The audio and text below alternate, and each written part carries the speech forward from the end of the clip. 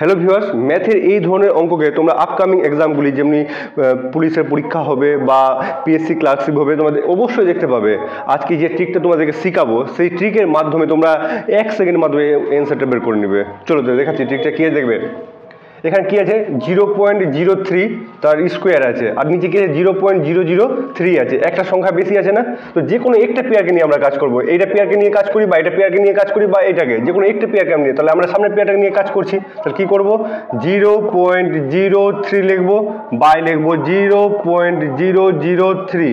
দেখবে দশমিকের পরে এখানে 3টা সংখ্যা আছে, দশমিকের পরে এখানে 2টো সংখ্যা আছে, তাহলে সমান করার জন্য একটা 0 নিয়ে নিলাম। এবার দশমিকটা উঠিয়ে দিলাম, দেখবে 3টা আছে না।